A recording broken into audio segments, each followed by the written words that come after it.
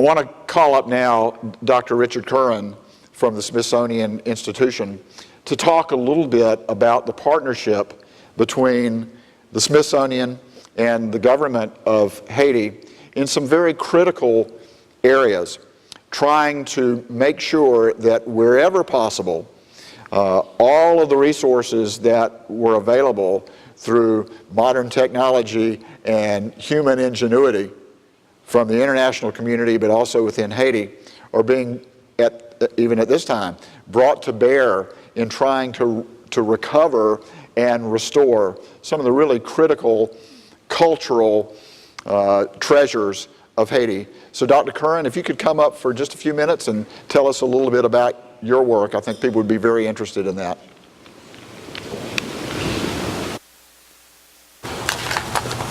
Thank you, Walker, and Stephanie, thank you, and thank you all for having me. It's a pleasure to be here, and especially with the exhibition opening that we've collaborated on and cooperated on.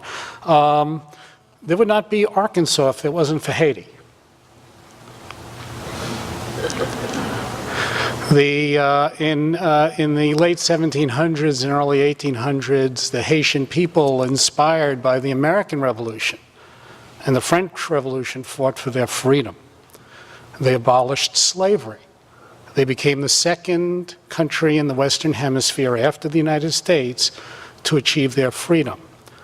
Napoleon, remember him? That guy Napoleon owned something that later became the Louisiana Purchase. He couldn't defend it because of the slave uprisings in Haiti. Because Haitian people were working for their freedom, he said, I can't defend Louisiana, the Louisiana Purchase. I got to take care of Haiti, and he wasn't successful. And he ended up selling the Louisiana Purchase to Tom Jefferson. And that's how we got a good chunk of the United States. We really owe it to the Haitian people and their struggle over 200 years ago. Now, most Americans don't remember that. But that is history. And so it's not only what Americans can give to Haiti, but what the Haitians have given to us, which is, among other things, Arkansas. After when Haitians achieved their independence, the rest of the world shunned Haiti because they had achieved freedom, they had abolished slavery. The U.S. didn't recognize Haiti for 58 years after that. Haitians really had to turn inward. And so the homemaking of craftsmanship was really the arts of survival, of making do, of people taking on their own responsibility to say, hey, I can survive, and I can make the things I need to live, because the rest of the world shunned Haiti. And so Haitians had to depend on themselves. That taught Haitians and gave Haitians a tremendous sense of pride that they were able to persevere in their own struggle for freedom and independence, and also a tremendous sense of what they could do and create. And it was that independence movement, things that they had achieved, that inspired a lot of the art and the architecture and the poetry, and of course at that time left a wonderful archive, the records of how the Haitian people had defeated Napoleon and achieved their independence.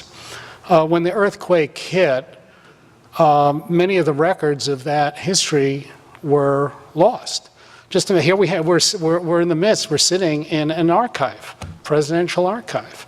Just imagine in Haiti where you have the archives that tell the tale of your independence, all collapsed. All those papers, the equivalent of your Constitution and Declaration of Independence and Bill of Rights, in the rubble. The equivalent of your Star-Spangled Banner, in the rubble.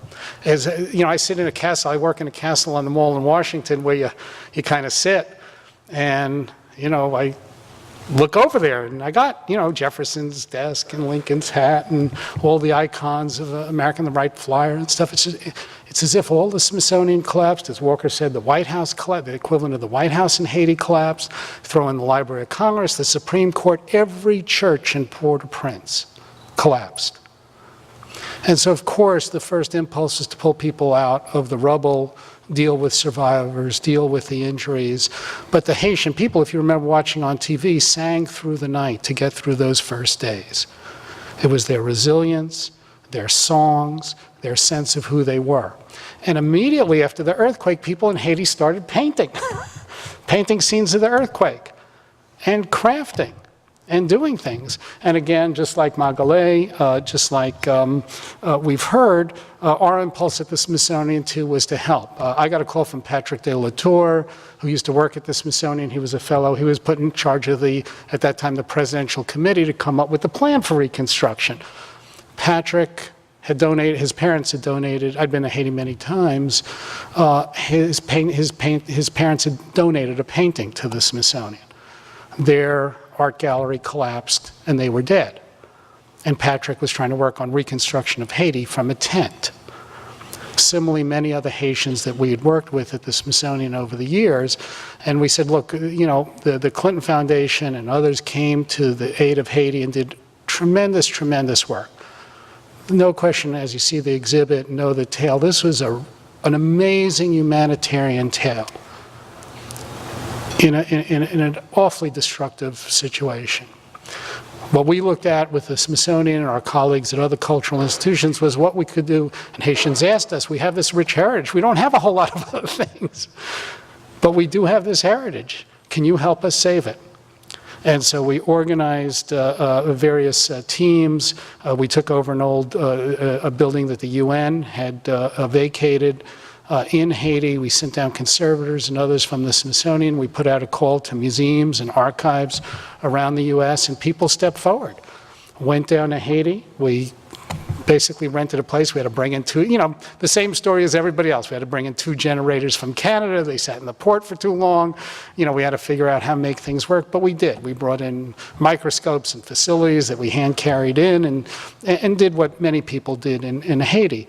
And the idea was to try to rescue that Haitian cultural heritage, because if that was gone, it would be gone forever. And so we started work on the Center of Art, which had collapsed. There were about 3,000 paintings and sculpture. We talked to the Japanese Corps of Engineers to lend us some equipment. Pull out hundreds of artwork and sculpture.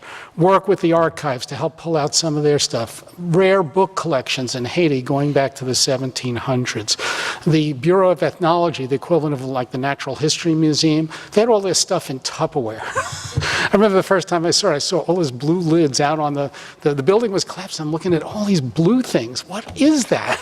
Looks like my stuff in my refrigerator. All this stuff was in Tupperware. 20,000 Tupperware cases had come crashing down with their stuff. So it's trying to rescue all of that. And you will indeed see in the exhibition right now fragments. In the 1940s, there were masterworks done at the Holy Trinity Episcopal Cathedral, where Haitians that really defined the Haitian art movement of late painted 14 murals. And they were scenes of the Bible, life-size scenes. So, you know, taking up, you know, the equivalent of this wall. And again, you'll see in the exhibit examples of this.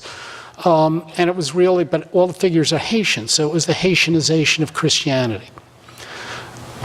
All but 3 of those murals collapsed.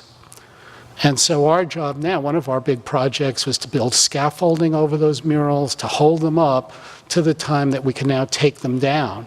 And that work is going on. So in this exhibit, actually, you'll see some fragments from those very murals that we're saving and we were hoping would survive the hurricane and the rains and the wind and so on.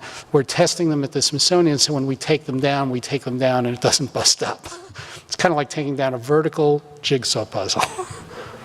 And you don't want to mess it up. So we're doing things like that. The big thing is we've been training dozens and dozens of Haitians so they could care for their own cultural heritage. And I think that's really the most important thing. Haitians, very proud, resilient people who can do for themselves. And I think our job, I think the Clinton Foundation has certainly emphasized it in terms of partnership with the Haitian people. We've worked hand in glove with the Haitian Ministry of Culture, with the universities, with the libraries, archives, all the museums. Haitians want to do this themselves. They need a hand, but they're going to carry it forth for the next generation. And if we can help with some facilities and instilling some skills and knowledge, they will do a fine job, and they'll do it better than we, because it's their culture. I think we've also known that, just as in, why do we have this building here?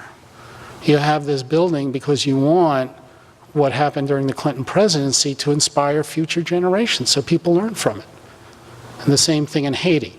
The idea is that creativity, I think, is, as we've heard quite elegantly from Michel and Magali, goes on in Haiti.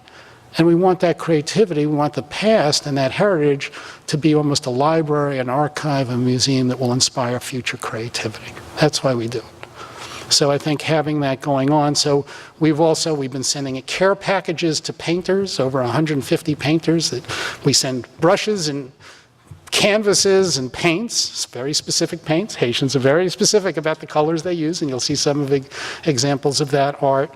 And also buying crafts so that we could sell at Smithsonian shops, so we can get money into craftspeople, and even sending supplies to kids in Haiti, who we saw painting scenes very, very quickly on.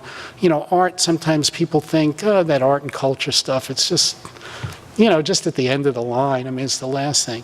But really, after the earthquake, when kids were coming out of the rubble and coming out of those tents and tarps, they were going into makeshift schools and buses and so on. There was an artist, Philippe Dodard, worked very closely with Elizabeth Préval, and the kids started painting the trauma of the earthquake. And at first, as you can imagine, their paintings were kind of gray and morose, and they were paintings of their dead family members and relatives. And as the weeks went on, the kids all of a sudden started painting rainbows. And I think the whole idea that here were kids using art as almost a therapy to get over this great trauma, but face life anew. And so the whole idea of building back Haiti better is not just an imaginative slogan that the president has and the foundation has, but it really captures the spirit of the people. And it's our job to help make that happen. Thank you. Thank you.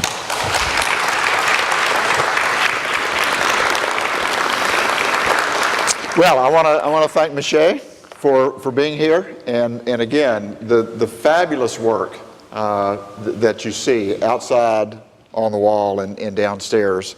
I think it's a real testament to, you drive by an oil drum and it's an oil drum, and now you can see in the hands of a master artist what can come out of that. Thank you, Ingrid. Glad to have you here from New York. She's missing the Clinton Foundation holiday party in New York City tonight to be here with us, so thank you very much. And Magali, thank you for all that you're doing for artisans across Haiti. And we look forward to buying more stuff here in the U.S. and generating more orders. Macy's has placed a wonderful order from some of the artisans across Haiti, so you have an opportunity there. And I think as the years go on, you'll have more and more opportunities, and you'll recognize distinctiveness to Haitian crafts. But I think the ultimate objective is that they stand the test of quality and beauty, whether they're associated with the earthquake and a tragedy and a real need or not. Now, the exhibit is on 2 floors, and we encourage you now, Stephanie, I think, to enjoy more refreshments, but also to see this wonderful exhibit, which has been the work of so many people in Arkansas and in Haiti and in New York and Washington and many other places as well. It starts downstairs, and I think to see it, you need to do it in the right sequence. So if you'll go downstairs, and that's called the lobby. Okay, go down to the lobby and go through that, which will take you up until through the afternoon of January 12th. And then if you go up to the 3rd floor, you move into post January 12th, which I think is a great way to experience Haiti, not just as it exists today, but as it has existed for 1,000 years, and also to recognize that out of destruction and out of heartbreak are coming some phenomenal stories of this incredible culture and incredible people. So thank you for being here. And thank you to our panelists.